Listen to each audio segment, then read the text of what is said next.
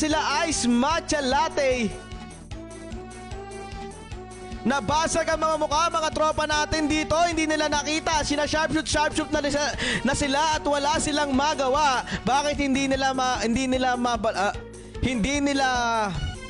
balikan yung nag-sharpshoot na yon? Pwede naman nilang sharpshootin din sila. Ayan, pwede rin sila mag-sharpshoot, oh. Kumbaga, from the side of Flexibles, katulad niyan, kayang-kaya din nila makipagsabayan. At ayan na nga, Flexibles, dire-diretso na, biglang napunta. Oh my God. Nadulas yung kanilang night doon. At ito na nga, nababawasan na po ang stock ng Ragnadix dito. Oh, Creep Puff, Anigan. Okay, si Anigan po and si Iko Pineda is doing it, pero parang hindi pa rin nababawasan ang stock ng mga besi nating Ragnadix dito. Dire-diretso na rin ang Slams of Solace. Hindi nila pinapabayaan na mawalan ng kwenta ang ginawa ng dalawang guild doon, pero hindi nila makapitalize. Dire-diretso na nga. Sino yung dire-diretso doon? Sino ang hinahabol nito? Hinahabol po ni Thanos si Poknat doon. Nakapasok na nga si Poknat doon, pero ano ang gagawin niya? Oh, napaikol nila! My God, napaikol po nila ang Ragnarix dito.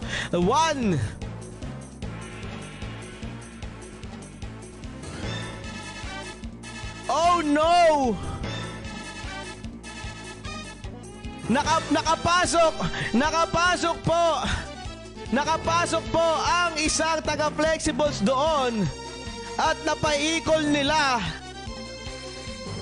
Nandito na rin ang mga besi natin Slabs of Solace. Na break na po ang depensa ng mga besi nating Ragnarix dito. At ano kaya ang gagawin nila? We only have 4 minutes remaining at mukhang kakayanin pa nga basagin ito. Kailangan lang dumami ng ibang guilds. Defiance, nandito na ba ang Defiance? Ang dami pa mga tropa natin sa labas. Iyakwins, nasa labas pa ang mga tropa nating Iyakwins. Otto, Flexibles and Slabs of Solace po ang gumawa ng effort para mabasag po or ma-force equal nila ang mga besi natin Ragnarix. Dito na nga, nag-equal na nga po ang mga tropa natin taga-Iyakwins dito. Titingnan natin kung gaano kalakas ang kanilang GVG capability.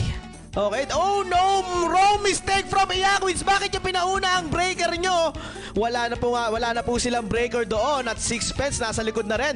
Dire-diretso na nga, napakakitid ng galawan dito. So Ragnarix laban Sixpence laban sa Iyakwins. Nakita nyo naman maganda ang depensa na ginagawa ng Ragnarix dito dahil elbow po ito, so hindi po sila makakapag-stack ng mas solid kesa sa mga tropa natin Ragnarix na mas madikit-dikit dito. Nakita nyo naman, di ba? Pero pag nasa elbow kayo, syempre mas hindi nyo abot yung nasa ang defending guild dito. Okay, napakagandang galawan kami from Ragnarix, pero nandito na nga pati ang Otong and Public Enemy. Dire-diretso na, wala na silang pake. Dire-diretso na rin ang mga besi nating Breaker at ang kanilang Devo Paladin. Dire-diretso na rin ang mga besi nating Otong dito. Bigla silang nag-stop ng bahagya. May Defiance na rin sa gitna. Titingnan natin kung may makapasok kaya, pero wala pa po ako nakikita nakapasok sa stock ng mga tropa nating Ragnarix dito. Dire-diretso pa rin ang kanilang solid na depensa. Wala pa rin makapasok or makahaplos ng Imperium dito. Pero ito pa nga, naglaban-laban pa nga itong attacking guilds natin. Anong ginagawa nyo? Ayaw nilang makipagtulungan.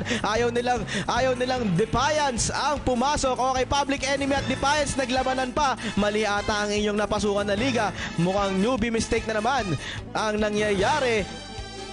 Nag-equal ba yun? Biglang nawala ang Public Enemy doon. Saan kaya sila nag-equal? Oh, Defiance! Biglang nawala doon at maganda ang kanilang equal. Nakapag-equal pa nga. Okay, reset. Pero nandito na nga ang mga tropa natin Flexible. Pagkatapos mag-GVG ang mga Defiance. Bakit iba? Okay, iba! Iba ang gustong gawin ng Defiance. Yung mga sumusugod po. Yung mga sumusugod na mga guilds po ay pinapatay ng mga tropa nating Defiance. Mukhang may kinikilingan, may prinoprotektahan. Parang hindi serbisyong totoo ang ginagawa nila, guys. Nakita nyo naman, nag-eagle sila para atakihin po ang attacking guilds doon. Pero iba na nga ang hihip ng hangin. Mukhang dire-diretso na nga. Wala pa rin nakakapasok sa stock ng mga besi nating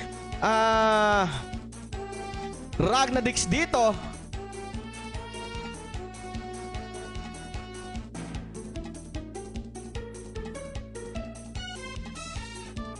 Okay, last 1 minute. Last 1 minute. Last 1 minute, Iyakwins and Flexibles, Otog, nandito na lahat.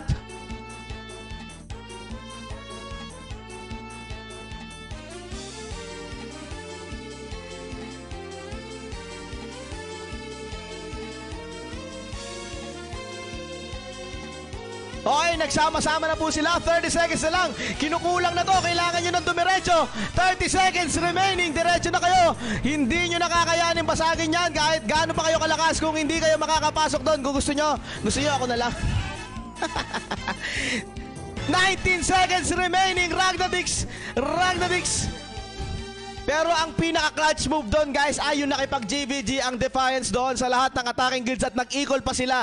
At GVG pa rin nila ang attacking guilds dito nung last 2 minutes. Pwedeng pa-review yon, guys, kung ako sa inyo. At ayun na nga, Ragnadix doing it, man.